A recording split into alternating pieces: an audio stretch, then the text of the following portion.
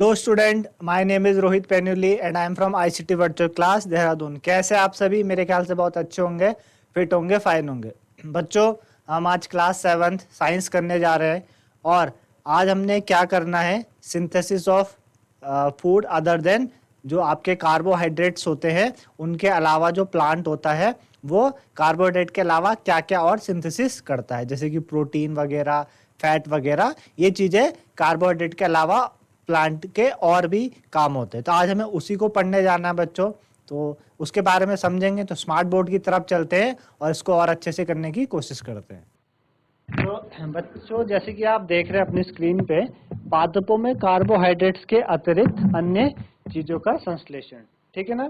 Synthesis of plant food other than carbohydrate. Carbohydrate के अलावा और क्या क्या सिंथेसिस होता है इसमें। तो हमको पता है कि जो कार्बोहाइड्रेट्स है हमारे पास जो कार्बोहाइड्रेट्स हैं,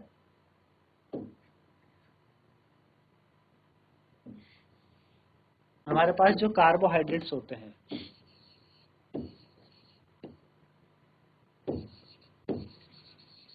ठीक, जो कार्बोहाइड्रेट हम बेसिकली देखते थे, हमने जो रिएक्शन की थी उसमें कार्बोहाइड्रेट और ऑक्सीजन निकलती थी, ठीक, कार्बोहाइड्रेट ऑक्सीजन निकलती थी।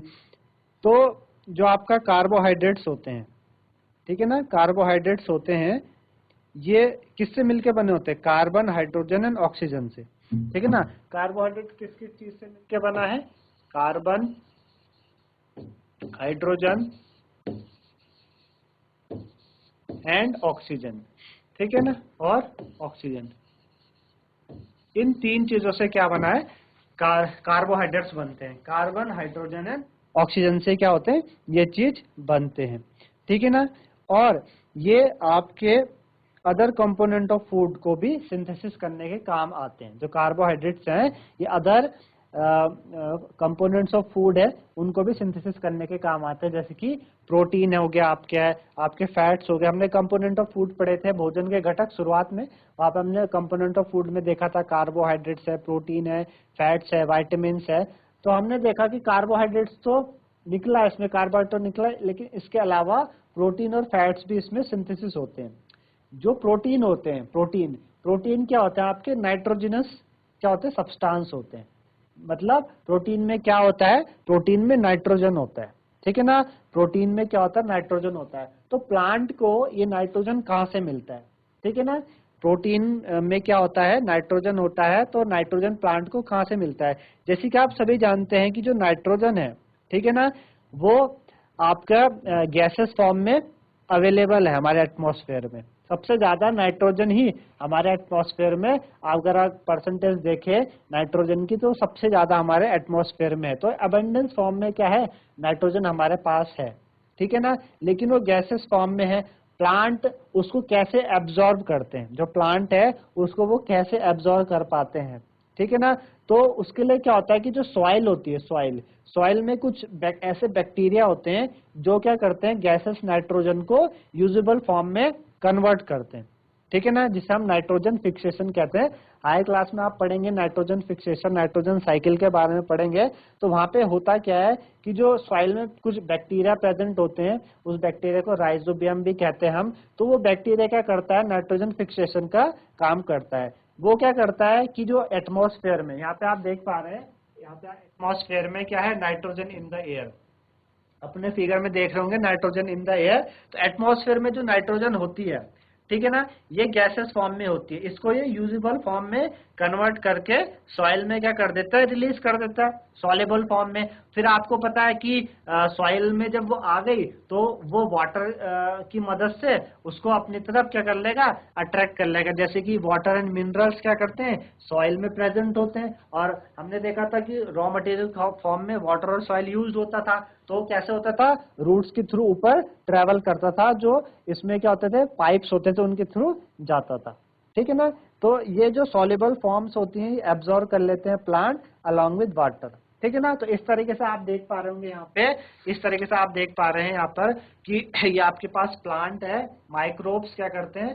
Fix nitrogen in the nodules on the roots of the pulse crop, है ना। जो जनरली पल्स क्रॉप्स होती हैं, है ना, पल्स क्रॉप होती है, उनमें रूट नोड्यूल्स होते हैं। इस तरीके से रूट नोड्यूल्स बने रहते हैं कि वो बैक्टीरिया यहाँ पे जो प्रेजेंट होता है वो नाइट्रोजन को फिक्स करता है, यानी जो एटमॉस्फेरिक नाइट्रोजन है, जो गैसियस फॉर्म में नाइट्रोजन है, उसको क्या करता है, अट्रैक्ट करके सॉल्युबल फॉर्म में लेके आता है रूट्स में, रूट नोड्यूल में, और फिर वो इजिली वाटर के साथ ऊपर चले जाती हैं।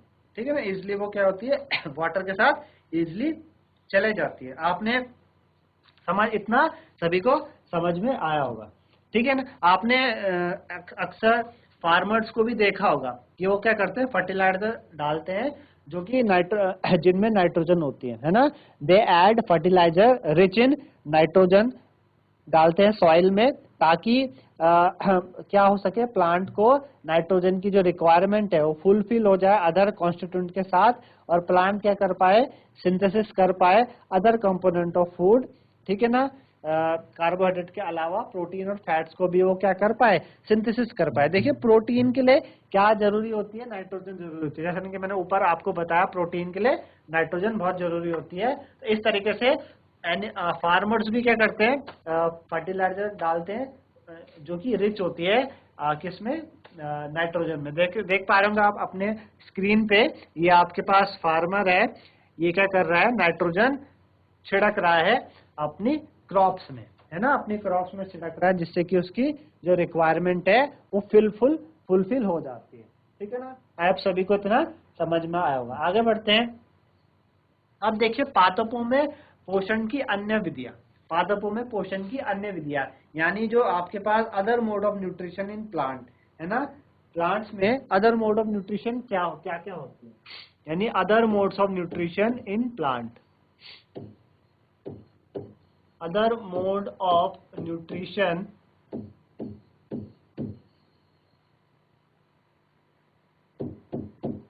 In plants, other modes of nutrition in plants, पादपों में पोषण की अन्य विधियां, है ना, पादपों में पोषण की और क्या क्या अन्य विधियां होती है। ठीक है ना। तो आपने देखा होगा कि कुछ ऐसे प्लांट्स भी होते हैं जिनके पास क्लोरोफिल नहीं होता, कुछ ऐसे प्लांट्स भी होते हैं जिनके पास क्लोरोफिल नहीं होता, तो अपना खाना खुद नहीं बना पाते। ठीक है ना, तो वो कैसे सरवाइव करते हैं, ठीक है ना, कैसे सरवाइव करते हैं, कैसे वो अपना पोषण लेते हैं। ठीक है ना, तो हमारी तरह ह्यूमंस और एनिमल्स की तरह भी ऐसे प्लांट किस पे डिपेंड करते हैं, उन प्लांट्स पे डिपेंड करते हैं, उनसे फूड लेते हैं, यानी वो भी हेटरोट्रोपिक मोड ऑफ न्यूट्रिशन का इस्तेमाल करते हैं। तो इसमें कौन कौन से एग्जांपल आते हैं, कौन कौन से आते हैं, तो जैसे कि आप फिगर में देख रहे होंगे, यहाँ पे एक आप फिगर में क्या देख पा रहे हैं, एक फिगर में आप येलो कलर का एक प्लांट लटका हुआ है। इस प्लांट के ऊपर एक येलो कलर का इस तरीके से एक प्लांट लटका हुआ है, जिसको हम क्या कहते हैं, अमरबेल कहते हैं। ठीक है ना, अमरबेल या कसकुटा, कसकुटा या अमरबेल उसका नाम है, क्या कहते हैं इसको, अमरबेल कसकुटा। ठीक है ना, अमरबेल या कसकुटा। ठीक है ना, अमरबेल। आप देख पा रहे होंगे येलो टेबुलर स्ट्रक्चर, है ना, येलो टेबुलर स्ट्रक्चर आप देख रहे हैं, जो क्या है, ट्विनिंग है around the stem and branches of a tree. इस ट्री के स्टेम और ब्रांचेस के आसपास येलो कलर का इस तरीके से आप देख पा रहे होंगे अपने फिगर में, येलो कलर का इस तरीके से चमकीला सा कुछ इस पे क्या है, लटका हुआ है। इसको हम क्या कहते हैं, अमरबेल कहते हैं। ठीक है ना, अमरबेल या कसकुटा। तो इसके पास, अमरबेल या कसकुटा के पास क्लोरोफिल नहीं होता। ये क्या करता है, रेडीमेड फूड लेता है प्लांट से, है ना, जिस प्लांट के ऊपर ये क्लाइम किया हुआ है। देखिए इस प्लांट के ऊपर ये पीली पीली सा स्ट्रक्चर आप देख पा रहे हैं, तो पीली पीली सा स्ट्रक्चर क्या है, अमरबेल है। तो इस प्लांट के ऊपर इसने क्लाइम की हुई है। जिस प्लांट के ऊपर अमरबेल क्या होता है, यहाँ पे जिस प्लांट के ऊपर यहाँ पर अमरबेल को हम क्या कहते हैं, परजीवी कहते हैं। अमरबेल को हम क्या कहते हैं, परजीवी। परजीवी यानी पैरासाइट, परजीवी का मतलब हो गया पैरासाइट। ठीक है ना, और जिस पर ये आरोहित होता है, जिस पे ये चिपटा हुआ है, उसको, उस प्लांट को क्या कहते हैं, परपोषी कहते हैं। परपोषी यानी होस्ट। ठीक है ना, परपोषी यानी होस्ट। तो अमरबेल यहाँ पे क्या हो गया, अमरबेल यहाँ पे पैरासाइट है, यानी अमरबेल यानी जो प्लांट उसके ऊपर लटका हुआ है, अमर बेल क्या हो गया यहाँ पे, पैरासाइट हो गया, और जिस प्लांट के ऊपर वो लटका हुआ है उसको क्या कहते हैं, होस्ट कहता है, क्या कहते, उसको क्या कहते हैं, होस्ट कहते हैं। तो इसी तरीके से हम और जो अदर एनिमल्स हैं वो भी तो क्या है, पैरासाइट्स हैं, क्योंकि वो भी तो एनिमल्स पे ही डिपेंड करते हैं, वो भी तो अदर प्लांट्स पे डिपेंड करते हैं। तो हम इस तरीके से ये भी बोल सकते हैं कि जो आपके मॉस्किटोज हैं, बेड बग्स हैं, है ना, और आपके जो आपकी लीज होती है, ये भी तो क्या है, पैरासाइट है, ये भी तो हमारा खून चूस के जो जिंदा है, ये भी तो हमारा खून चूस के अपना जो न्यूट्रिशन है वो गेन कर रहे हैं और फिर जिंदा हो पा रहे हैं, है ना। आप सभी को पता है मच्छर और ये जो लीज वगैरह होती हैं, है ना, जोंक वगैरह होती हैं, क्या करती है, खून ही तो चूसती हैं, तभी तो ये जिंदा रह पाती है। मतलब ये खून क्यों चूस रही है, क्योंकि ये अपना पोषक तत्व ले रही है, अपना क्या ले रही है, पोषक तत्व ले रही है। तो यहाँ पे आप समझे होंगे कि यहाँ पे ये भी हेट्रोट्रॉपिक मोड ऑफ न्यूट्रिशन का इस्तेमाल करके कौन, अमरबेल, इसको कसकुटा भी कहते हैं, ये क्या करते हैं, इस तरीके से अपना न्यूट्रिशन पूरा करते हैं। जिस पेड़ के ऊपर ये लटके हुए उसको होस्ट कहते हैं, और ये जो लटके हुए चीज यानी अमरबेल है, ये क्या है, पैरासाइट यानी परजीवी है, पैरासाइट, ठीक है ना। और परपोषी यानी होस्ट, तो हम भी तो क्या है, पैरासाइट है, तो हम भी तो क्या अपना आप खाना नहीं बना रहे, हम किस पे डिपेंड है, प्लांट के ऊपर डिपेंड। तो एक तरह से हम भी क्या हुए, पैरासाइट की जैसे इतना सभी को मेरे ख्याल से समझ में आया होगा। आगे चलते हैं। अब आपने एक चीज पढ़ी, कीट भक्षी पादप, है ना, कीट भक्षी पादप। देखिए कीट भक्षी पादप क्या होते हैं आपके, इंसेक्टिवोरस प्लांट, इनको क्या कहते हैं, इंसेक्टिवोरस, इंसेक्टिवोरस, इंसेक्टिवोरस प्लांट, ठीक है ना, इंसेक्टिवोरस प्लांट, कीट भक्षी पादप, इंसेक्टिवोरस प्लांट। देखिए इंसेक्टिवोरस जो प्लांट है, इंसेक्टिवोरस प्लांट क्या है, ऐसे कुछ फ्यू प्लांट्स होते हैं जो क्या करते हैं, इंसेक्ट को ट्रैप करते हैं और उनको क्या कर देते हैं, डाइजेस्ट कर देते हैं, ठीक है ना। आपने ऐसे प्लांट, ये ऐसे प्लांट मे बी ग्रीन हो सकते हैं और सम अदर कलर के, आपने क्या पता देखे भी हो ऐसे प्लांट ग्रीन भी होते हैं और कुछ अदर कलर के भी होते हैं। तो आप फिगर देख रहे होंगे अपने स्क्रीन में, ये आपका पिक्चर प्लांट है, शोइंग लिड एंड पिक्चर, है ना, ये आपके एक पास पिक्चर प्लांट है।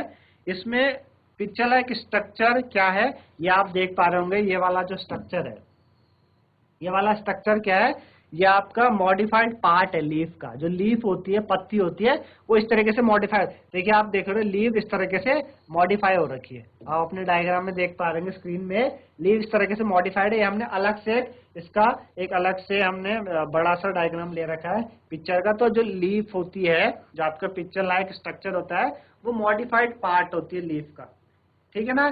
इसमें जो लीफ के जो ऊपर वाला हिस्सा है ना, लीव्स का ऊपर वाला हिस्सा है, घड़े का, इस घड़े जैसा इसका घड़े जैसा जो ऊपर वाला हिस्सा है, ठीक है ना, उसमें क्या है, लिड है, ऊपर देख पा रहे हैं घड़े का ऊपर, ऐसा जैसे घड़े के ऊपर ढक्कन होता है ना, उस तरीके से घड़े की शेप में इसके ऊपर भी क्या है, ढक्कन है, लिड है, जिसे लिड कहते हैं, जो कि ओपन होती है या ओपन और बंद होती रहती है, ठीक है ना। इस पिक्चर के अंदर हेयर्स होते हैं, इस पिक्चर के अंदर क्या होते हैं, रोम होते हैं, हेयर्स होते हैं, वो नीचे की तरफ होते हैं, डाउनवर्ड होते हैं, इस पिक्चर प्लांट के नीचे की तरफ होते हैं, डाउनवर्ड होते हैं।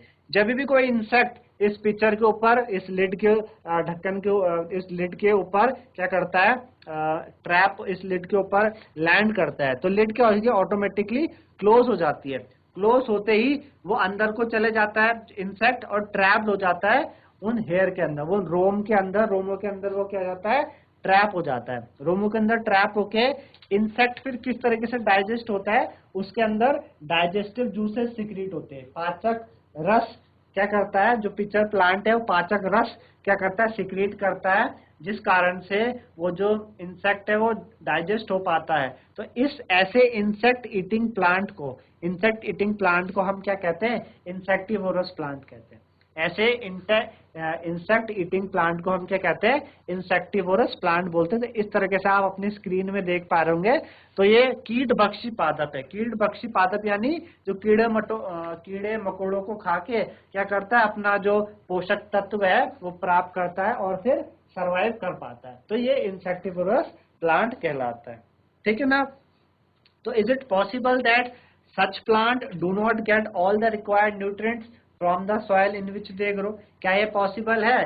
क्या ये पॉसिबल है कि जो जितने भी प्लांट्स हैं, है ना, ऐसे जो प्लांट्स हैं इनको रिक्वायर्ड न्यूट्रिएंट्स नहीं मिल पाता जिन सॉइल में ग्रो करते हैं, क्योंकि ये भी तो सॉइल में ग्रो कर पा रहे हैं। ये मैंने बोला ये ग्रीन कलर के भी हो सकते हैं, अदर कलर के भी हो सकते हैं, है ना। तो ये बात आपको सोचनी है कि किस तरीके से क्या ये पॉसिबल है ना, कि ऐसे प्लांट्स को रिक्वायर्ड न्यूट्रिएंट्स नहीं मिल पा रहा है प्लांट सॉइल से जिसमें ग्रो कर रहे हैं, है ना। इनको हम क्या कहते हैं? इंसेक्टिवोरस प्लांट कहते हैं। सभी को मेरे ख्याल से समझ में आएगा कि इंसेक्टिवोरस प्लांट होते क्या है, ठीक है ना। इंसेक्टिवोरस प्लांट कीट भक्षी पादप, मैंने आपको समझाया कि ये एक मॉडिफाइड पार्ट होता है लीफ का, और इस तरीके से क्या करता है? कार्य करता है कीट भक्षी पादप। ठीक, आगे चलते हैं, आगे समझते हैं। मित्रजीवी। मित्रजीवी क्या होते हैं आपके? सेप्रोट्रॉप्स। सेप्रोट्रॉप्स, ठीक है ना। सेप्रोट्रॉप्स मित्रजीवी, इन्हें कहते हैं सेप्रोट्रॉप्स, ठीक है ना। तो आपने अक्सर क्या देखे होंगे? पैकेट्स ऑफ मशरूम देखे होंगे, है ना। पैकेट्स ऑफ मशरूम देखे होंगे जो कि वेजिटेबल मार्केट में सोल्ड होते हैं, या फिर आपने फल्फी अम्ब्रेला लाइक पैचेस देखे होंगे जो रॉटिंग वुड होती है, जैसे लकड़ी होती है बरसात के मौसम में, लकड़ी जो गीली लकड़ी होती है उसके ऊपर आपने अम्ब्रेला जैसे स्ट्रक्चर, जनरली बच्चों ने आप लोगों ने देखा होगा अपने आसपास, जो लकड़ी सड़ रही होती है घरों में, उसके ऊपर ऐसे अम्ब्रेला जैसे स्ट्रक्चर इस तरीके से ग्रो करने लगते हैं। और ये आपने सभी ने देखा होगा, मशरूम सभी खाते होंगे अपने घरों में, पैकेट्स ऑफ मशरूम मार्केट में मिलते हैं। आप कभी सब्जी मंडी गए हो तो वहां पे आपने देखा होगा, है ना, वहां पे आपने देखा होगा इनको, ठीक है ना, वहां पे आपने देखा होगा। फिर आपने क्या देखा होगा? इस तरीके से ब्रेड है ना, एक क्रियाकलाप भी है कि आप क्या कीजिए, एक ब्रेड लीजिए, उसको मॉइस्ट कीजिए, आप उसमें थोड़ा वाटर डालिए, पानी डालिए, उसको 2 से 3 दिन के लिए छोड़ दीजिए खुले में। खुले में छोड़ेंगे तो उस पे फल्फी, है ना, फल्फी यानी ऐसे पैचेस आने लगेंगे, है ना। ये जो पैचेस होते हैं आप फिगर में देख पा रहे होंगे यहाँ पे, है ना। इस तरीके से आपने इस ब्रेड को थोड़ा सा गीला करा, मॉइस्ट किया, 2 से 3 दिन तक इसको ऐसी खुला छोड़ दिया, तो इसके ऊपर क्या जमने लग जाता है? Fungi growing on seed. इन्हें क्या कहते हैं? फंजाई कहते हैं, ग्रोइंग ऑन ब्रेड, ठीक है ना। ये ब्रेड में ग्रो होने लगे। तो एस दीज पैचेस में ये व्हाइट भी हो सकते हैं, ग्रीन भी हो सकते हैं, ब्राउन भी होते हैं, ठीक है ना, और अदर कलर के भी हो सकते हैं। जब हमने इनको ऑब्जर्व करा अंडर अ माइक्रोस्कोप या कुछ मैग्नीफाइंग ग्लास में, तो हमने इस तरीके से स्ट्रक्चर पाया। आपने देखा होगा ये थ्रेड लाइक स्ट्रक्चर होता है इनका। इन ऑर्गेनिज्म को हम क्या कहते हैं? ये जो ऑर्गेनिज्म है इन्हें हम फंजाई कहते हैं। क्या कहते हैं? फंजाई कहते हैं। इनका एक डिफरेंट मोड ऑफ न्यूट्रिशन होता है, एक अलग तरीके का पोषक तत्व लेने का इनका तरीका होता है। ये क्या करते हैं? ये डाइजेस्टिव जूस सिक्रीट करते हैं डेड और डिकेइंग मैटर में, और उनको कन्वर्ट कर देते हैं सॉल्यूशन के अंदर। क्या करते हैं ये ना? क्या करते हैं? पाचक रस सिक्रीट करते हैं, किसमें? डेड और डिकेइंग मैटर पे। ऐसा पदार्थ जो डेड हो चुका हो और सड़ रहा हो या गल रहा हो। जैसे हमने अभी रॉटन वुड देखी थी, हमने लकड़ी देखी थी जो सड़ी गली थी। तो उनमें क्या करते हैं? अपने ये डाइजेस्टिव जूस सिक्रिएट करते हैं और उसको सॉल्यूशन में कन्वर्ट कर देते हैं, और फिर उसको क्या कर देते हैं? वहां से ये एब्जॉर्ब करते हैं न्यूट्रिएंट्स जो इनको चाहिए। तो इस मोड ऑफ न्यूट्रिशन जिसमें कि ऑर्गेनिज्म क्या करता है? अपना जो पोषक तत्व है, न्यूट्रिशन लेता है सॉल्यूशन की फॉर्म में। कहां से? डेड और डिकेइंग मैटर से। उसको हम क्या कहते हैं? सेप्रोट्रोपिक न्यूट्रिशन कहते हैं। क्या कहते हैं? सेप्रोट्रोपिक न्यूट्रिशन कहते हैं उसको। क्या कहते हैं? सेप्रोट्रोपिक न्यूट्रिशन, यानी जिसमें जीव किसी मित्र एवं विघटित जैविक पदार्थ से पोषक तत्व प्राप्त करता है, मित्रजीवी पोषण कहलाती है। क्या कहलाती है? मित्रजीवी पोषण कहलाती है, सेप्रोट्रोपिक न्यूट्रिशन कहलाती है, ठीक है ना। सेप्रोट्रोपिक न्यूट्रिशन कहलाती है, ठीक है, सेप्रोट्रोपिक न्यूट्रिशन। तो सेप्रोट्रोपिक यानी मित्रजीवी पोषण क्या होता है? कि जिसमें जीव किसी मित्र एवं विघटित जैविक पदार्थ से पोषक तत्व प्राप्त करता है, मित्रजीवी पोषण कहलाती है। और ऐसे जो प्लांट जो सेप्रोट्रॉपिक मोड ऑफ न्यूट्रिशन लेते हैं उनको हम क्या कहते हैं, सेप्रोट्रॉप्स कहते हैं, है ना। इस तरीके से आपने फंगाई को जैसे कि अचार में भी देखा होगा आपने, ऐसे व्हाइट व्हाइट कलर का, आपने लेदर के शूज में भी देखा होगा, आप यहाँ पिक्चर में देख सकते हैं अपने स्क्रीन में, लेदर के शूज में देखा होगा आपने, है ना इनको। और कहाँ देखा आपने, जो कपड़े होते हैं रेनी सीजन में, इस तरीके से व्हाइट व्हाइट कलर का आपने इस तरीके से फंगाई को उगते हुए देखा होगा। तो ये हॉट और ह्यूमिड वेदर में काफी लॉन्ग टाइम में इस तरीके से उगने लग जाते हैं, है ना। आपने फंगल स्पोर्स भी जनरली देखे होंगे एयर में प्रेजेंट। जब ये किसी फंगल स्पोर क्या होते हैं, एयर में प्रेजेंट होते हैं, जब इनको कोई इनको वेट और वार्म थिंग्स मिलती है तो ये वहां उगने लग जाते हैं, ग्रो करने लग जाते हैं। ऐसा जनरली बरसात में होता है, जैसे मैंने अचार में दिखाया आपको, लेदर के शूज में दिखाया, कपड़ों में जब बरसात में हॉट और ह्यूमिड होता है, ह्यूमिडिटी भी है एटमॉस्फेयर में और थोड़ा वेट एटमॉस्फेयर भी है। ह्यूमिड मतलब एयर के पार्टिकल्स हैं, किसमें, एयर में, वाटर के पार्टिकल्स। इस तरीके से ये फंगाई उस टाइम में क्या होने लगते हैं, ग्रो करने लगते हैं, ठीक है ना। आई होप सभी को फंगाई के बारे में, फंजाई के बारे में समझ में आया होगा। तो इस तरीके से बच्चों आपने आज समझा होगा कि किस तरीके से कार्बोहाइड्रेट के अलावा अदर्स जो न्यूट्रिएंट्स हैं उनका भी सिंथेसिस होता है प्लांट के द्वारा। साथ ही साथ मैंने आपको सेप्रोट्रोपिक मोड ऑफ न्यूट्रिशन बताया, है ना, इस तरीके के बताए। तो आई होप सभी को समझ में आया होगा, है ना। तो आज के लिए इतना ही। आप अच्छे से करते रहिए, घर में पढ़ते रहिए, खुश रहिए। Have a nice day. धन्यवाद।